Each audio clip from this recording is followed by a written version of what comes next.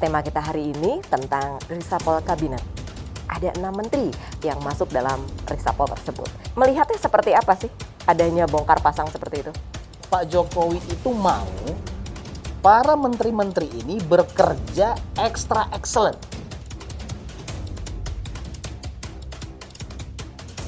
Selamat siang pemirsa, bersama saya Bena Rangkuti di program acara Bincang Hebat. Tema kita hari ini tentang reshuffle kabinet. Ada 6 menteri yang masuk dalam reshuffle tersebut. Seperti apa targetnya, bagaimana misi visinya, lalu bagaimana sorotan dari seorang komunikolog dan harapan-harapan dari masyarakat. Kita akan menguliti tuntas, kita akan kupas secara jelas di Bincang Hebat. Sebelum mengikuti perbincangannya, jangan lupa like, share, komen, subscribe, dan klik lonceng di bawah ini agar konten-konten kita bermanfaat untuk masyarakat luas. Saya langsung saja sapa seorang komunikolog politik, Kang Tamil Selvan. Selamat siang Kang Tamil. Selamat siang Mbak Bena. Ini kita salam. Salam COVID namanya. Salam COVID dan salam komunikasi Salam begitu ya. komunikasi. Sebagai seorang komunikolog yang memang harus selalu tepat sasaran menyampaikan pesan begitu ya. Dan saya senang juga lihat channelnya Mbak Bena ini, Oh, gitu. karena memang banyak masukan-masukan yang bisa membuat masyarakat lebih tercerahkan gitu. Saya Oke. support nih, bagus nih begini nih. Jadi Keren. pemirsa Keren. jangan lupa komen dan share lagi ya. Ya. Keren. Baik Kang Tamil, Siap. ini kita berbicara tentang reshuffle kabinet nih. Hmm. Ada sosok 6 menteri berikut ini nih yang masuk dalam jajaran kabinet Ya. di jajarannya Pak Jokowi ini. Jokowi. Sepertinya ada bongkar pasang gitu ya. Ya. Bukan barang aja, ada bongkar pasang gitu ya. Ada apa ya gitu ya? Oh begitu, jadi Iya, ada apakah apakah gerangan gitu. gerangan? Bukan ada apa dengan cinta. gitu. Iya. Oh. Jadi- Iya, Kang Tamil, sebelum kita berbicara lebih jauh sebagai komunikolog politik ini di 2020, ini kan mau pergantian tahun 2021 nih. Melihatnya seperti apa sih adanya bongkar pasang seperti itu? Kalau saya melihat ya, ini saya selalu katakan bahwasannya apa? Simbol-simbol politik itu tidak pernah berdiri sendiri.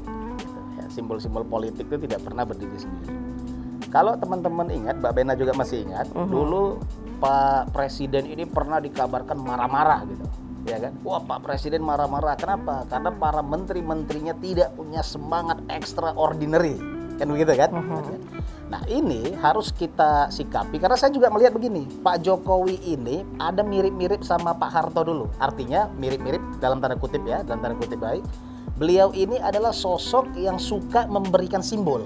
Gitu. Dia sosok yang suka memberikan simbol dan saya amati dari sejak dia paling tidak sejak waktu gubernur DKI ya, memang orangnya suka memberikan simbol-simbol, kemudian apa? Itu kemudian manifestasi dari kebijakan yang akan dia ambil di depan. Nah, dari sisi kita bicara terkait reshuffle ini, saya kemudian pada saat itu mengatakan paling tidak di tahun 2020 ini Pak Presiden akan melakukan reshuffle. Gitu, ya kan? Pak Presiden akan melakukan reshuffle. Kenapa? Karena memang kita lihat ya banyak kemudian di menteri-menteri Pak Jokowi itu tidak memiliki semangat extraordinary yang diminta atau yang diharapkan Pak Jokowi. Tidak memiliki semangat atau belum maksimal? Nah, itu dia artinya. Ini kan harus kemudian kalau bahasa komunikasi kita ini standar ganda ini. Oh, iya. Iya kan? Standar ganda. Artinya Pak Jokowi itu mau para menteri-menteri ini bekerja extra excellent. Kalau kita bicara KPI ya, itu kemudian pengukuran kinerja, dia nggak mau para menteri-menterinya ini bekerja biasa, harus bisa di atas standar. Nah, itu kemudian yang saya anggap simbol dari muara marah-marahnya dulu. Nah, ada yang menarik begini, ada yang menarik ketika hari terjadi reshuffle kabinet. Paginya saya diwawancara oleh wartawan, saya bilang, paling tidak Pak Jokowi akan melakukan reshuffle 5 pos kementerian. Tentu 2 diantaranya KKP dan Kementerian Sosial. Gitu kan. Saya katakan 3 diantaranya yang lain adalah apa? Menteri Komunikasi dan Informasi, kemudian Kementerian Agama, ya kan? Terus satu lagi Menteri Perdagangan, saya bilang. Jadi kemudian sorenya, ya itu pagi saya diwawancara, sorenya kejadian.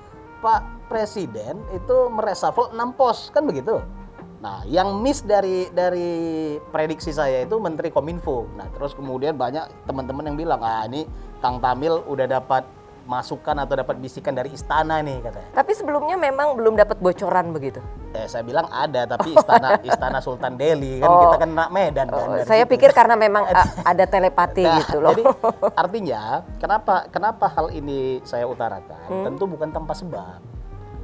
Saya katakan ya, Menteri Kominfo, Menteri Agama, Menteri Perdagangan, saya masih bilang Menteri Kominfo nih. Kenapa? Karena saya masih berpendapat bahwasannya dalam buku kerja Pak Jokowi masih ada nama Menteri Kominfo yang akan masuk dalam reshuffle.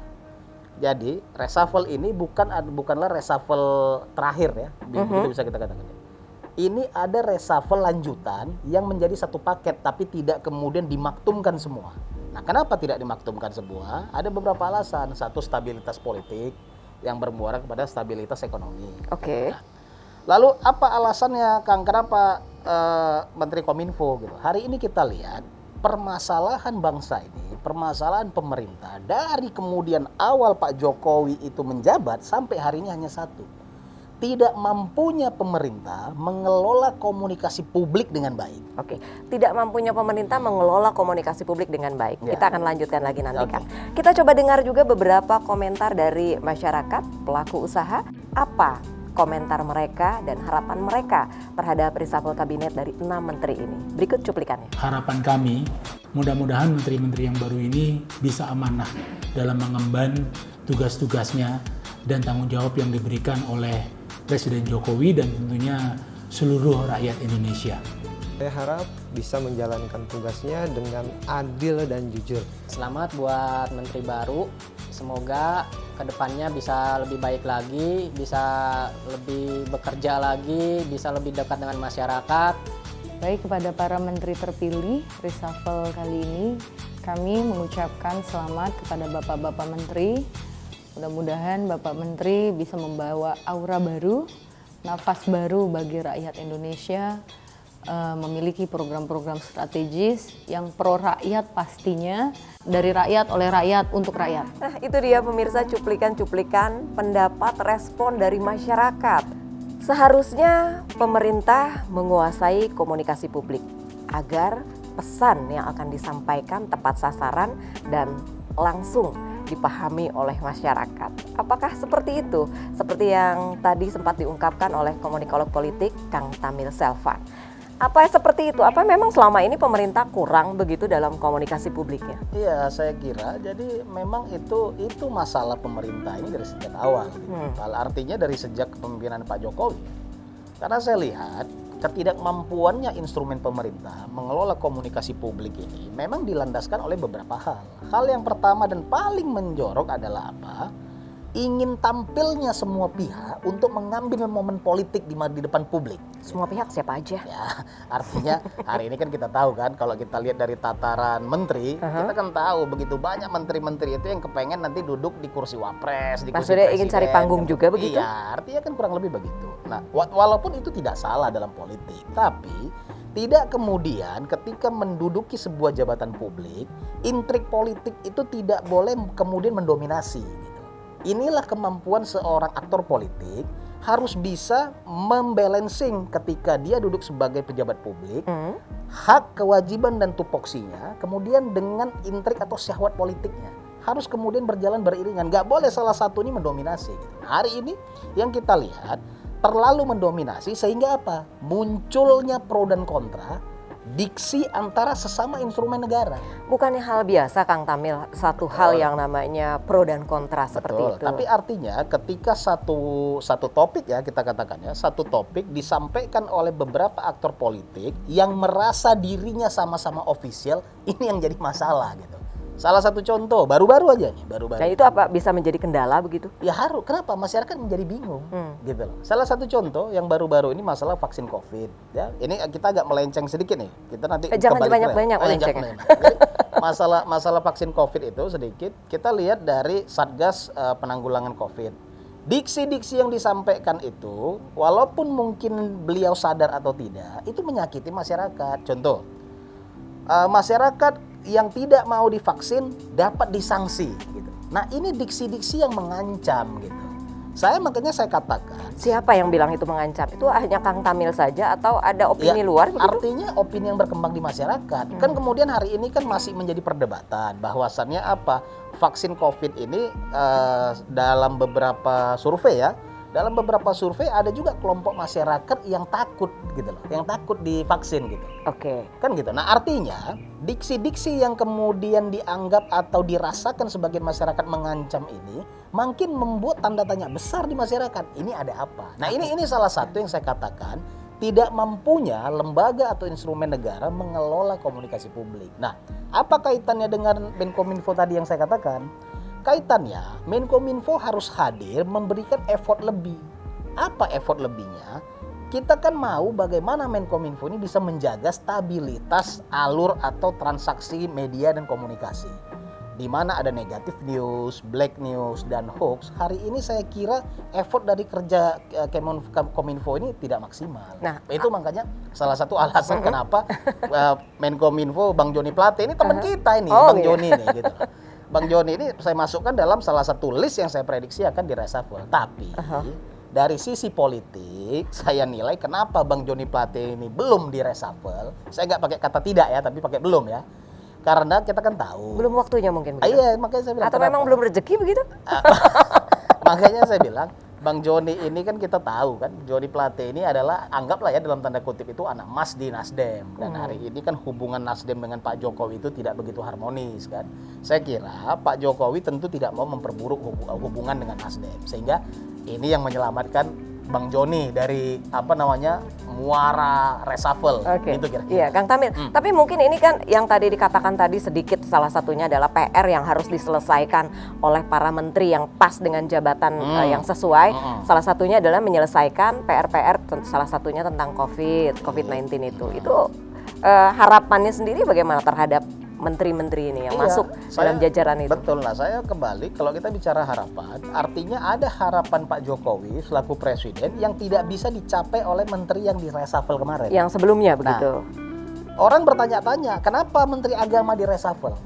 Kita simbol politik ya, simbol komunikasi dan politik yang kita tangkap. Kenapa Pak Jokowi memilih orang dengan background TNI ya sebagai menteri agama?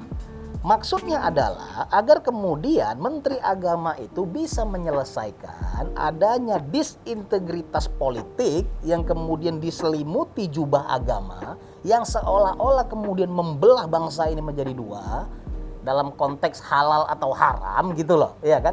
Ini bisa diselesaikan. Tapi kan kemudian ternyata tidak. Makanya saya bilang Menteri Agama ini nggak cuma bisa pintar ceramah gitu loh. Makanya, Terus? Artinya apa? Artinya apa yang diharapkan oleh Pak Jokowi itu menyelesaikan masalah disintegrasi politik yang berjubah agama ini tadi tidak selesai oleh Menteri Agama yang kemarin. Tapi bukannya seperti ini Kang Tamil, ketika pemerintahan ini Pak Jokowi sudah menentukan menteri-menterinya, salah satu yang Kang Tamil sebutkan tadi Menteri Agama, pasti kan sudah ada beberapa pertimbangan, sudah mempelajari bibit bebet bobotnya, terus kapabilitasnya, itu pasti sudah ada bahan pertimbangannya. Nah mungkin itu bagian dari salah satu strategi untuk merangkul atau bagaimana? Belum, makanya saya bilang gini, artinya itu ada akan masuk ke sana, tapi gini, pertimbangan tadi ternyata tidak sesuai harapan. Gitu. Siapa harapan siapa? Nah makanya hari ini kemudian Pak Presiden memilih Gus Yakut ya, Gus Yakut.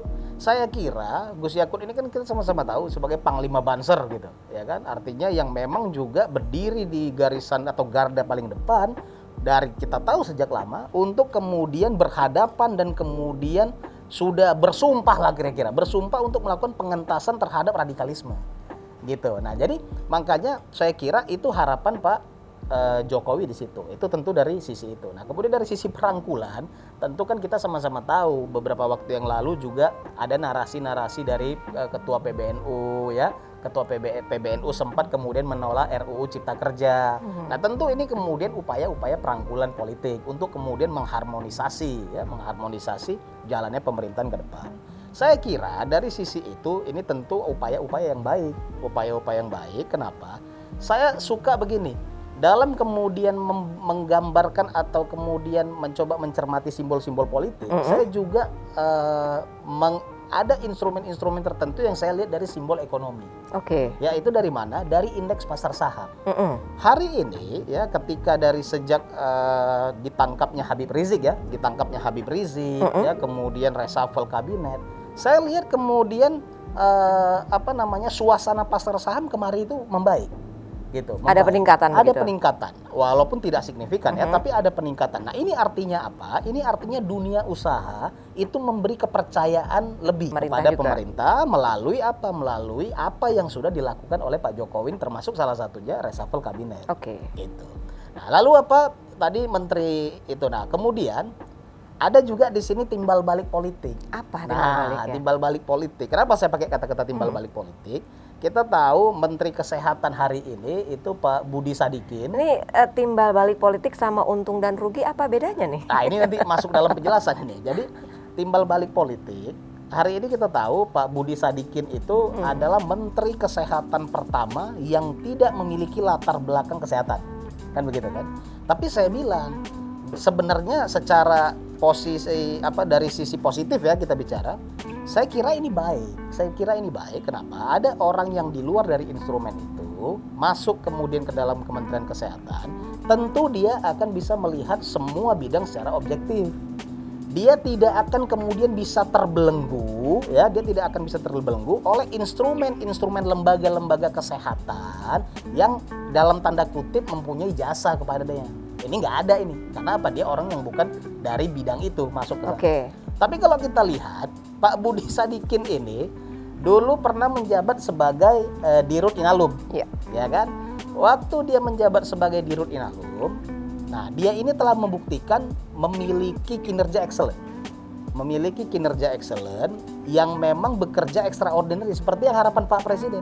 Apa itu? Dia membeli 51% saham Freeport. Tentunya hal itu sangat menguntungkan bagi Pak Jokowi waktu itu. Kenapa? Karena diksi-diksi itu digunakan dalam kampanye. Sama-sama kita tahu kan pada saat itu kampanye Pak Jokowi Ma'ruf bahwasannya membeli saham Freeport dan ini cukup berhasil. Ya, tapi diksi-diksi itu bukan sebagai salah satu bentuk tekanan atau ancaman pada saat itu kan? Saya kira enggak. Tapi artinya untuk kemudian memberi atau mengambil hati masyarakat bahwasannya pemerintah telah bekerja ekstra bagus gitu. Karena apa? Memang ini sejarah kan, Freeport yang sekian lama dimiliki asing, hari ini kemudian 51% sahamnya dimiliki negara. Nah, jasa itu saya kira yang membuat hari ini Budi Sadikin masuk kemudian di kabinet. Di jajaran yang baru ini. Nah, makanya saya bilang di sini ada kemudian timbal balik jasa politik di dalamnya, gitu.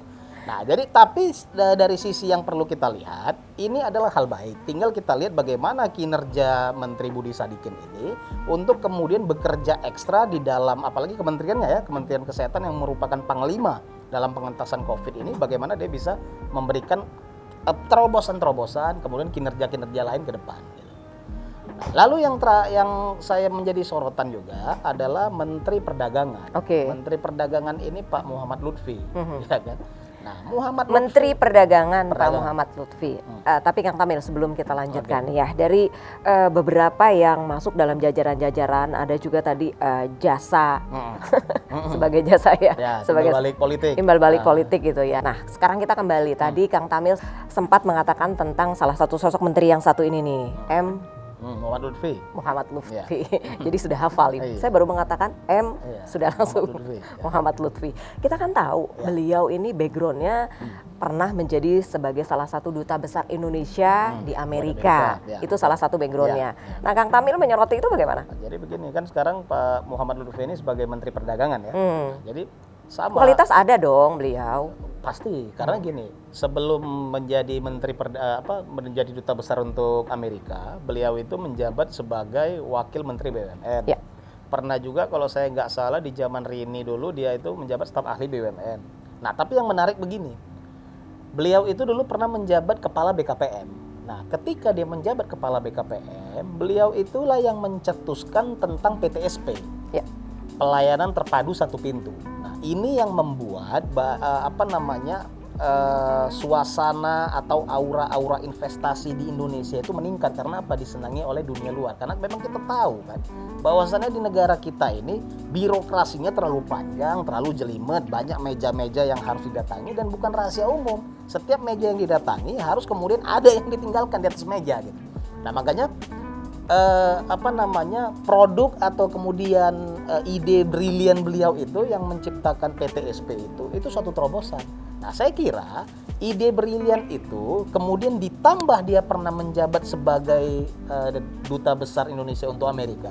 Kita sama-sama tahu ketika duta besar suatu negara itu menjadi duta besar negara Amerika, artinya itu orang sudah di-acceptable oleh pemerintah Amerika gitu. Nah, artinya hubungan bilateral beliau secara pribadi ya, secara kemudian pernah menjabat jabatan publik kenegaraan, tentu itu diharapkan Pak Jokowi dengan jabatan yang baru dalam Menteri Perdagangan itu bisa menggenjot nilai ekspor di perdagangan kita secara nasional. Nah, ini yang saya bilang kan kemarin kan ada ribut-ribut, waduh kenapa Menteri A diganti, salahnya apa? Saya bilang digantinya menteri bukan harus punya salah gitu loh, ya kan? Bukan nggak perlu harus ada salah makanya menteri diganti. Jadi nggak perlu ribut-ribut begitulah ya perlu, terhadap reshuffle ini. Tapi gini, kalau politik nggak ribut nanti nggak kelihatan. Nggak ribut nggak seru gitu? Nggak ribut nggak seru gitu kan? Ini kan memang politisi kita begitu. Nah, Tapi tidak harus.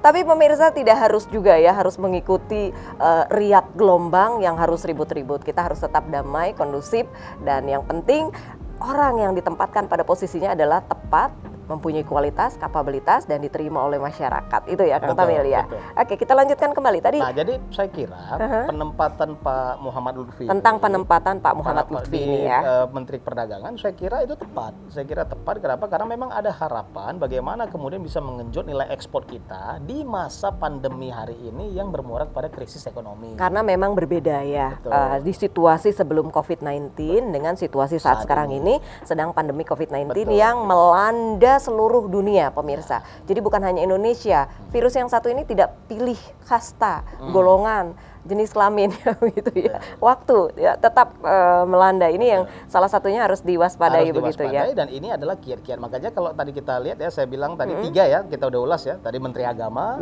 ya, Menteri Perdagangan, baru kemudian sebelumnya Menteri Kesehatan. Oke. Nah, ini yang saya tilik akan membawa kemudian iklim baik buat investasi ke depan.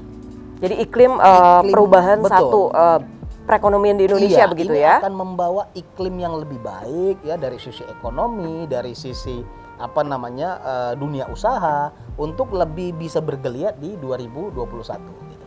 Nah, baru saya mau masuk tadi saya bilang tadi dari sisi positif ya. Saya masuk di sisi kritis nih. Nah, ini sisi kritis negatif kritis terhadap 3 menteri selain yang tadi ya. Nah, saya mau mulai dari Menteri KKP. Ini tentang sisi negatifnya, sisi kritisnya. Ya, dari segala sisi kita Dan bahas. untuk aspek masukan-masukannya ya. Nah, jadi pemirsa tetap jantungnya harus sehat karena ada satu masukan, kritik, saran, dan kritik-kritiknya Kang Tamil Selvan ini biasanya cukup menggugah dan membuat jantung berdegup. Seperti apa? Seperti apa sih? Saya mau tilik masalah tentang Menteri KKP. Menteri KKP. Nah, hari ini kalau kita lihat Menteri KKP itu diisi oleh Wisnu Trenggono. Ya. Kalau kita lihat Wisnu Trenggono ini adalah orang yang sangat dekat dengan Pak Jokowi. 2014 Pak Trenggono ini bahkan bersama dengan Prananda Prabowo itulah yang kemudian menyiapkan titik-titik di mana Pak Jokowi kemudian untuk melakukan belusukan. Artinya sedemikian harmonisnya lah hubungan antara Pak Trenggono ini dengan Pak Jokowi. Jadi memang sudah ada chemistry, dari kedekatan. lama, gitu. Begitu Saya ya. mau bilang mungkin chemistry, mungkin juga hubungan timbal balik politik ya. Dari sisi berbeda karena gini dulu Pak Trenggono ini 2014 Pak Trenggono ini adalah bendahara PAN. Begitu kita tahu pada saat itu kan justru PAN mendukung Prabowo ya dengan Prabowo Hatta. Tapi setahun sebelumnya beliau mengundurkan diri dan kemudian bergabung di kubunya Pak Jokowi. Jadi beda haluan awalnya ya. pada Lalu saat itu. satu haluan bersatu. Nah, jadi terus kemudian kita lihat Pak Trenggono ini backgroundnya itu pengusaha di bidang telekomunikasi. Dia ini dibilang bapak tower gitu, bapak menara gitu. Salah satu pengusaha yang sukses ya. Dan cukup besar. Karena apa? Dia sempat dulu mengakuisisi kurang lebih kalau saya nggak salah 1.500 atau 2.500 itu tower punya Indosat. Artinya cukup capable lah di situ. Nah, yang menjadi sorotan banyak pihak, terutama juga masyarakat, kita sama-sama tahu bahwasannya majalah Tempo beberapa waktu lalu itu membredel sisi dari terkait benih lobster di KKP. Ya kan, di bredel, dan salah satu nama yang ada di sana adalah nama Wisnu Trenggono, ya kan. Nah, Wisnu Trenggono dianggap mempunyai satu perusahaan yang dia sebagai komisaris utamanya yang mendapatkan izin untuk ekspor benih lobster. Nah, hari ini ketika dia masuk di dalam menjadi Menteri KKP, di mana urusan ekspor benih lobster ini kemudian menjadi masalah, tentu kan ada konflik of interest di dalam ini. Makanya sama-sama semua pihak ini lagi menunggu. Apakah kemudian kebijakan untuk mengekspor benih lobster ini akan diteruskan, ya kan? Atau kemudian akan dihentikan. Nah, ini tinggal bagaimana, apakah pemikiran Edi Prabowo yang akan kemudian dilanjutkan atau pemikiran dari Susi Pujiastuti yang akan kemudian dilanjutkan gitu. Nah, ini akan menjadi pertanyaan-pertanyaan dan kemudian akan menjadi pantauan banyak pihak gitu. Ini yang saya katakan tadi, saya agak sedikit kritis. Kenapa? Kritisnya dari sisi ada konflik of interest di sana. Satu sisi dia merupakan komisaris di perusahaan yang sudah mendapatkan izin untuk ekspor, artinya dia setuju dong. Yeah. Betul kan? Kalau dia sendiri punya perusahaan yang dapat, artinya dia setuju dengan kebijakan itu. Namun dia sekarang menduduki jabatan eksekutif, yaitu sebagai seorang menteri yang dihadapkan dalam problem itu. Nah, tinggal kita lihat apa kebijakan yang akan diambil. Saya sih berdoa dan saya punya harapan jangan masuk lubang yang sama 2 kali gitu loh. Jangan terjerembab ke dalam lubang yang sama 2 kali gitu. Jadi, tapi itu pasti kan tentunya sudah dipikirkan oleh pemerintah, oleh Pak Jokowi sendiri. Ya, gitu, harus. Dan tentu makanya saya bilang Pak Jokowi ini tentu punya punya kajian-kajian tersendiri. Dan dalam penempatan Pak Wisnu Wahyu Trenggono ini memang ada simbol-simbol yang belum begitu terang. Bicara ini Pak Wahyu Trenggono, ada simbol-simbol yang belum begitu terang. Apakah di sini dalam hal menyoroti ini Pak Jokowi sudah cukup cerdas? Saya kira kalau masalah sisi kecerdasan Pak Jokowi itu tidak perlu diragukan. Dari dulu begini, orang bilang bahwasannya wah Pak Presiden kita ini kurang begini, kurang begitu. Saya bilang orang kurang jeli melihat. Pak Jokowi ini orang yang memang begitu cerdas, terutama dalam strategi politik. Okay. Kalau dia nggak cerdas, dia nggak akan mimpin 2 periode. Oh, nggak jadi presiden gitu? Iya. Jadi cuman memang pola yang dia bawa, gayanya memang begitu. Gaya memang biasa, santai gitu. Tapi memang gaya dan cara-cara strategi politik dia cukup baik. Iya, tapi kan gaya kebijakan-kebijakan yang diambil itu belum tentu semua mewakili apa yang diharapkan oleh masyarakat. Bagaimana melihatnya? Betul, tadi salah satu sisi ini tadi kan dalam sisi Kementerian KKP kan orang kan tentu bertanya-tanya, wah kenapa ada kemudian orang yang hari ini kita katakanlah seperti bahasa saya tadi ya, itu konflik of interest kemudian ditempatkan di sana gitu. Nah, tinggal memang kita lihat mungkin begini. Pak Wahyu Trenggono ini sebelumnya menjabat sebagai Wakil Menteri Pertahanan, yaitu wakil menterinya Pak Prabowo. Perusahaan yang dia sebagai komisaris utamanya itu masih ada kaitannya dengan Kementerian Pertahanan. Nah, saya kira dalam menempatkan Pak Wisnu Wahyu Trenggono ini di Kementerian KKP, Pak Jokowi itu punya harapan agar bisa mengklirkan jalur ini. Yang tadi sudah masuk jalur dianggap masyarakat curiga gitu. Tentu kan masyarakat curiga, ada apa ini, kenapa ada satu perusahaan yang berkaitan dengan Kementerian Pertahanan masuk kemudian ambil porsi di Kementerian KKP. Kan ini menjadi pertanyaan-pertanyaan di masyarakat. Nah, saya kira dengan penempatan mantan wakil menteri Kementerian Pertahanan itu di KKP, itu salah satu tujuannya adalah untuk mengklirkan itu. Tujuannya salah satunya itu untuk mengklirkan itu. Nah, itu. Jadi tinggal nanti ke depan kita lihat bagaimana simbol-simbol lain bisa lebih jelas terbuka gitu. Nah, lalu di luar dari itu masuk di Kementerian Sosial. Nah, Kementerian Sosial ini kalau Kementerian Sosial ini Kang Tamil, yang sama-sama kita tahu pemirsa adalah salah satu kementerian yang juga tidak main-main ya, karena banyak berhubungan mengurusi masyarakat, hajat hidup orang banyak, luas ya. Mengenai bencana juga ada di sana ya. Pertolongan untuk penanganan bencana ada di Kementerian Sosial. Dan apalagi di musibah pandemi COVID-19 ini banyak sekali PR yang harus diselesaikan oleh Kementerian Sosial.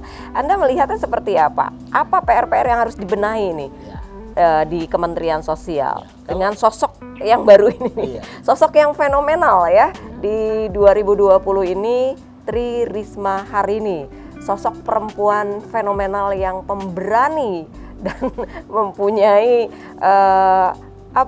penggemar tersendiri begitu, digemari, disukai oleh banyak masyarakat. Betul. Kang Tamil sendiri menyorotinya seperti apa? Saya mau nyorotinnya lebih dari sisi politik. Sisi politiknya. Sisi politik begini, kita sama-sama tahu Ibu Risma ini kan sebagai wali kota ya, wali kota Surabaya itu kan sudah selesai masa jabatannya.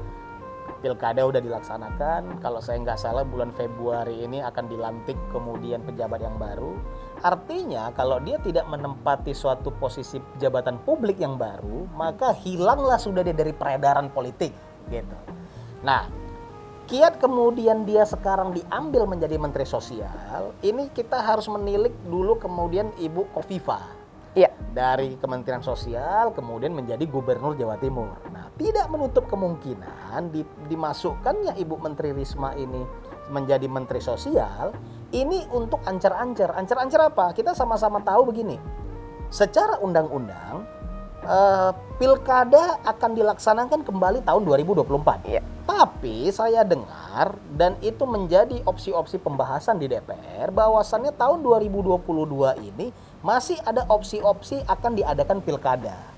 Kalau 2022 akan diadakan pilkada, artinya ada pilkada di DKI Jakarta. Oke. Nah, kita sama-sama tahu bahwasannya posisi Gubernur DKI Jakarta ini menjadi salah satu instrumen yang disorot oleh seluruh partai politik. Artinya banyak peminatnya begitu? Sangat banyak. Karena apa? Karena berkaitan dengan kursi presiden. Oke. Gitu loh. Nah, saya kira penempatan Ibu Risma dalam Menteri Sosial ini tidak terlepas dari sisi itu.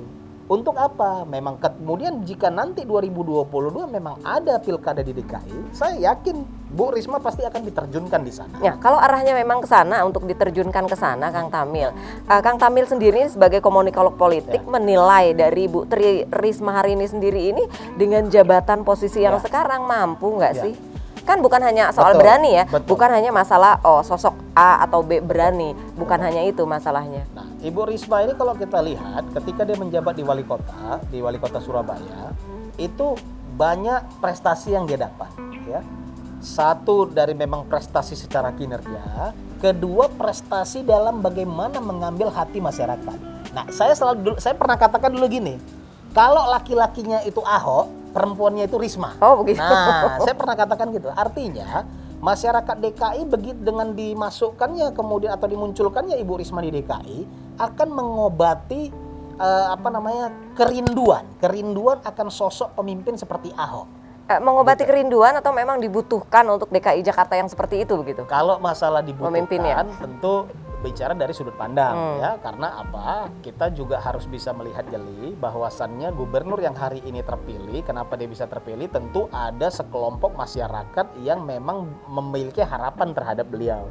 Dalam posisinya atau dalam perjalanannya sampai hari ini, apakah kemudian itu kinerjanya itu menyenangkan atau tidak, itu kembali kepada masing-masing, ya kan? Tapi kalau kemudian kita lihat hari ini, saya sendiri secara pribadi melihat Gubernur DKI Jakarta ini memang tidak atau belum memiliki kinerja yang ekstra gitu. Kalau dulu kita bicara teman kita Pak Ahok, memang pintar mengolah komunikasi, pintar kemudian memainkan emosional dari masyarakat gitu. Sehingga diksi-diksi yang dia sampaikan, narasi-narasi yang dia sampaikan, itu kalau Ahok bicara aja orang udah senang, kira-kira gitu dulu. Nah, kalau kemudian kita sandingkan dengan Pak Gubernur hari ini kan lebih polite ya, lebih sopan, lebih kemudian tata bicaranya tertata. Nah, memang secara kenyataan orang yang sedikit lebih sopan, lebih tertata itu kurang bisa memainkan emosi publik gitu. Jadi, kalau kita lihat secara gamblang, mainan instrumen nyaman atau tidak ya, berhasil atau tidak, masyarakat baru menilik sampai di sisi itu gitu. Belum lebih dalam kepada sisi kinerja. Nah, terus kita kembali kepada Ibu Risma tadi. Jadi kemudian saya kira dimasukkannya atau kemudian diberikannya jabatan Bu Risma di Kementerian Sosial itu ada kemudian pattern yang sama, ya, ada kemudian puzzle yang sama seperti dulu yang disampaikan atau yang dipakai oleh Ibu Khofifah. Di samping itu memang kita tahu bahwasannya Ibu Risma ini mempunyai tadi saya katakan prestasi di Surabaya yang dianggap itu kemudian bisa menjadi prestasi. Tapi ada harus ada satu poin yang kita pilih atau yang kita fokuskan lebih dalam. Nah, poin-poin yang dipilih itu kan bukan berarti ditempatkan di posisi ini Bu Tri Risma hari ini perempuan sendirian nih dalam reshuffle kabinet ini. Betul. Bukan karena masalah like and dislike, suka atau tidak suka begitu. Saya kira nggak lebih tadi dari sisi politik tadi. Saya kira dari sisi itu. Namun ada poin yang lebih dalam yang posisi kita pilih. Apa itu? Kalau tadi saya bicara laki-lakinya Ahok, perempuannya Risma, artinya sisi kekurangannya sama. Apa itu? Harus pintar-pintar mengelola diksi dan narasi. Nah, Ibu Risma ini juga kurang piawai mengelola diksi dan narasi. Karena kalau kurang hati-hati memainkan diksi di tengah-tengah masyarakat Ya. yang multikultural ini Betul. bahaya begitu. Sangat bahaya karena masyarakat kita ini daripada sisi kinerja lebih melihat hal-hal yang emosionalnya itu terpancing gitu. Oke. Nah, makanya saya lihat kalau kita lihat ya Bu Risma dulu ada yang pijak rumput dia marah-marah. Lalu ada yang sujud ya, kasus apa tuh? Iya kan, jadi kita kalau ngelihat dia ini teringat mak kita dulu di rumah marah-marah gitu kan, nggak cuci piring, mak marah-marah gitu kan, kurang lebih gitu kira-kira. Jadi, nah melihat Bu Risma ini, apakah dengan pola komunikasi yang dia bangun ketika dia menjadi wali kota, terus kemudian ketika itu dia copy paste di kementerian, saya kira itu tidak tepat. Oke. Nah, sehingga ini mudah-mudahan siaran ini juga bisa didengar oleh para pemangku-pemangku kebijakan, menjadi bahan introspeksi kepada Bu Risma. Saya harap jangan kemudian menggunakan diksi-diksi itu karena udah mulai.